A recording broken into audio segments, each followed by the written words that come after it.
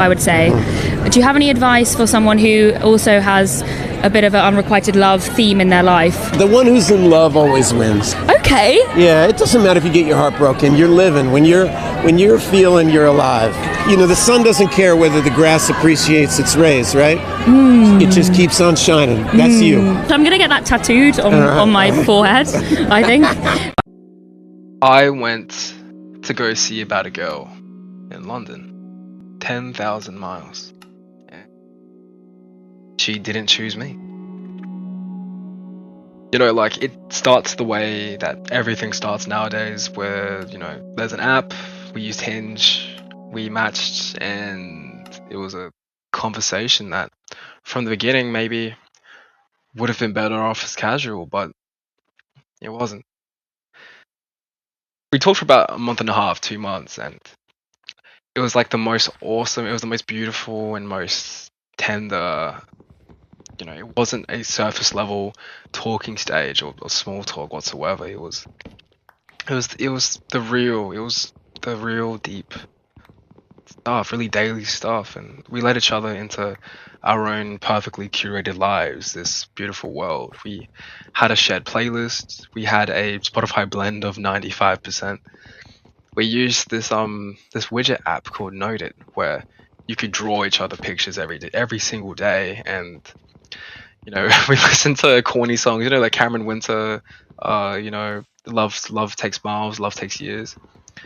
And I organized a digital Valentine's Day as well, where we answered, you know, I have this card game, some of you may know it, where you can really ask people relationship questions and get into the nitty gritty about it. And we talked about the red string theory and what love across distance means, and sharing songs that felt like us. And, you know, we've both been in several long-term relationships, and you really feel such a deep and such a tender, candid connection online without having never met somebody. And what nobody really told me when it comes to, you know, digital intimacy is that technology allowed me to meet this wonderful woman and someone that I've never been in the same room with, and develop some kind of, you know, I don't want to say artificial chemistry, but you know, you can know someone's exact relationship with their mother and their favorite cafe drink and how they laugh and how they move about the world before you've even heard them laugh in person. And I think that's a really beautiful, really candid and nice thing, or potentially the most dangerous thing. Or it can be both. Two things can exist at the same time. But looking back at it now, before I went over to see her, you know, and going through the talking stage, I knew I was serious about this girl. You know, like when a man likes a girl and do anything for her, and they're willing to court her and do all these things. I'd order her Uber Eats from across the world just when she felt hungry. You know, like I always wear my heart on my sleeve and put 100% of myself out there, because what's the point of love if you're not being vulnerable? And people talk about the talking stage like it's just some formality, like it's this room or this waiting room before the real thing can even begin. But you know, those 2 months we spoke, we were building that stuff together like brick by brick. You know, every like every voice note and late night call, and we'd be getting ready together, and I'd speak to her about what's going on at work and in my life, and she'd do the same. We shared the same humor, the same music. We spoke about how our sisters would get along with each other, and you know, the expectation I think that we built up for each other is by the time you meet in person, you know, this thing that we built up together is something intricate and real and deep. That's exactly how I felt. But the problem was that I think that we built it in perfect condition. You know, there's not really a bad day, no awkwardness. You can project and present your most open and available sense of self through a screen at a very safe distance. And I think moving that into reality didn't stand up because her birthday was coming up as of last weekend. So this is a very fresh video, and it was very spontaneous of me. I was like, you know what? I good will hunting. I gotta go see about a girl. I told her, I'm gonna come. I'm gonna show up for you. I'm going to sure you have the most beautiful weekend of your life. And I came in there with no expectation. When someone you care about, someone you love, showing up is probably the most important thing that you can do for them, in my opinion. And she loved it. We organized an Airbnb together. We flirted. We did all the things, all the planning the itinerary before I come, and really built it up. And I even asked her. I asked her, after your weekend, would you be okay with me asking you out to be my girlfriend? Potentially. Because I didn't want to make her birthday weekend weird or about me. And she said yes. But a week prior to me seeing her on the weekend, she said, actually, no, let's wait until I move over to Australia and we can see each other more.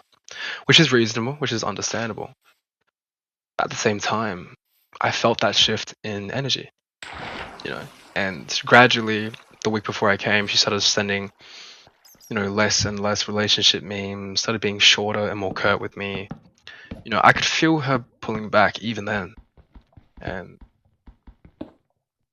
I wouldn't give up this weekend for anything.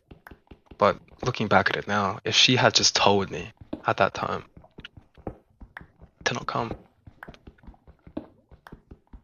I don't know whether I would have preferred that.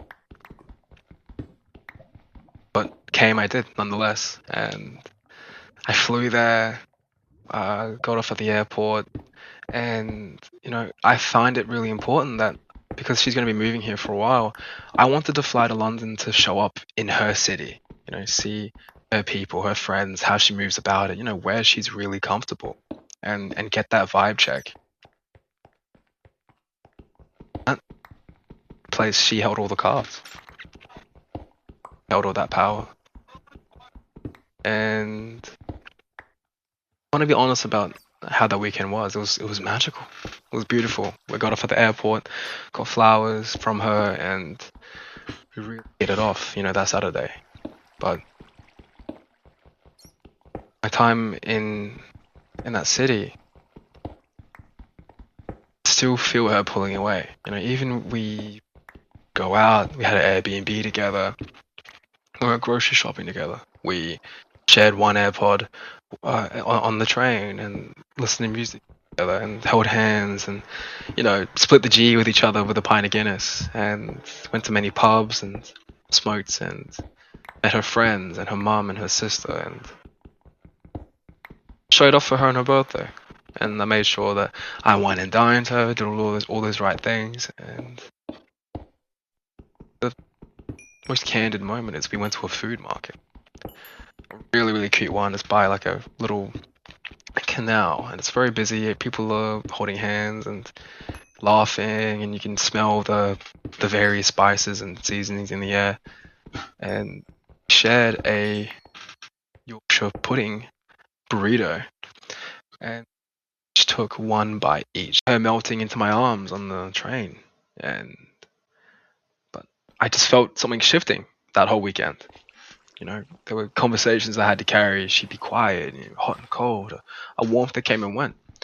She felt like she was just most herself when the pressure was lowest. I noticed it, and love. You always notice love when it shows, and I kept going anyway because I believed in the slow burn. I understood that the first time in person is supposed to feel different from the phone. I knew that what we had was real and a good thing. It was a great thing, even if it felt uncertain. But the next day after her birthday, and I saw her friends, we went for drinks and got along with them well. And on Monday, we got breakfast, then we went to the pub, and then she told me that she didn't feel the spark. She didn't choose me, but she got more of a friend and platonic energy for me. that she can't help how she feels, and that she hopes that, you know, I meet somebody that can give that spark. And so I've spent the past few days thinking over, trying to understand what spark actually means. You know, like it's real. You know, like we had physical and emotional and all those kinds of chemistry, but you can't manufacture that almost invisible feeling. I did feel initially, you know, that spark was like the laziest explanation, because it's unarguable and unactionable and doesn't speak on me. But you can't debate a feeling. You know, you can't appeal the chemical reaction. You know, I was physically present and showed up and got her flowers for her birthday and wine and dine and did all these great things and showed up for her birthday. Showed up for her. Because I thought that we were operating under the same conditions, the same intentions.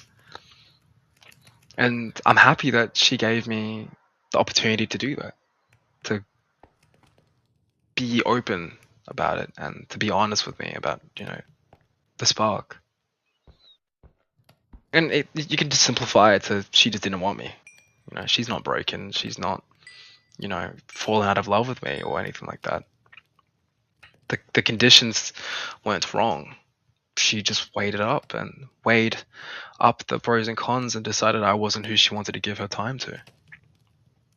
Right? And I have to sit with that.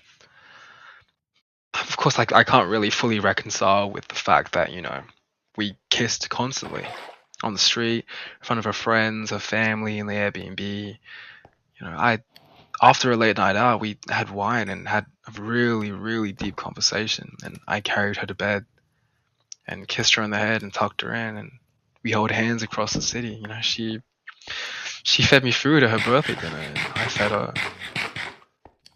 And she called that platonic energy. You know, and I think just knee-jerk reaction is what happened is she felt real things in those unguarded moments. You know, like her nervous system let her feel it briefly before catching up and shutting it down. You know, she even told me when she gave me the spark conversation is that, you know, it could be that the weekend's so busy, she has to deal with the stress of moving across the world and she doesn't have space for a partner. But she's just letting me down easy, I think. She even took me to the terminal, the airport. And it makes me think, you know, she was maybe she was at war with herself the entire weekend, and I was just living fully in the moments that she was trying to suppress. I guess that you can share enormous, like, beautiful intimacy with someone who still won't choose you, and that's okay. And I guess that's a lesson that I had to learn. But, you know, we went to the terminal, and nobody really talks about the silence before you let go of somebody that you really, really don't want to let go of. That whole trip to the airport on the train, we would just be holding the, like, support together, and I couldn't stop staring at her.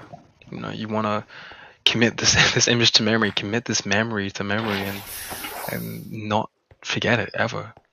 And I wonder if at that moment she changed her mind, what would I have done?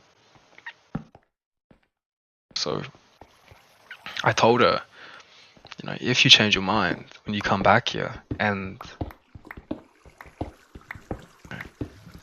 call me, but only if you're completely sure about me, or otherwise don't ever talk to me again. You know, I blocked her socials right when I was talking to her, and she noticed. Because how can I, you know, just look at her? You know, how can a man really, or how can anybody really look at somebody that they've really know that they could have loved and say, let's be friends? You know, it felt kind of insulting in the moment. And went to the terminal, hugged, And then I said goodbye. Then I watched that city disappear from the window of that plane, and dude, the plane cry the entire time was so beautiful. It was so great. And yeah, I came to the realization that, you know, unrequited love is such a beautiful thing, because I just feel so alive at that same time. And it was an experience. Who can say that they traveled 10,000 miles across the world to go see about a girl, and you show up fully in every sense of the word. You just be that guy, be that man. And if she doesn't choose you, and she didn't choose me, then that's okay. Not because I wasn't enough, but just because she didn't want to. You know, I'm not for her. And sometimes that's the most honest thing that you can do, is just let that simple truth of the matter be what it is, without needing it to really mean any more. And I think it was brave. You know, you wear your whole heart openly in someone else's city entirely, amongst all their friends, people, and family, and you show up and mean every second of it. You know, and for the right person, that would have been enough. So I think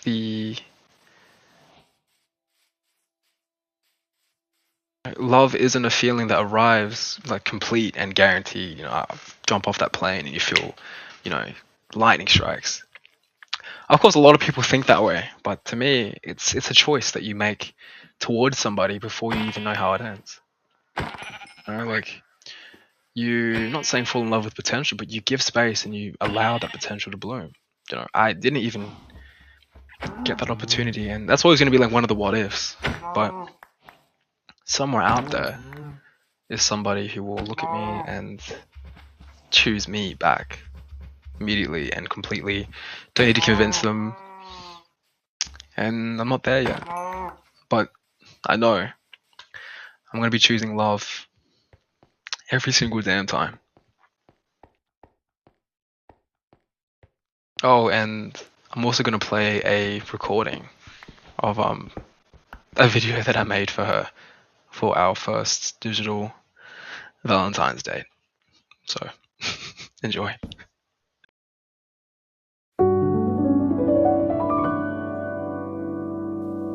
Welcome to our first date, of sorts. How have you been? Did you have a good Valentine's? You know, over these past few weeks, I've had some time to think. Yes, think, believe it or not. It's telling me that love is both the beginning and final act of creation. You told me once that love is paying attention and learning about all the little things, all the little mannerisms. That we are a museum of everyone and everything we've ever loved. If this is the case, then take me on a tour. Show me a piece. Bully me about my lack of knowledge. Mansplain to me. Talk to me. Because firsts are important. So, here's to our first date.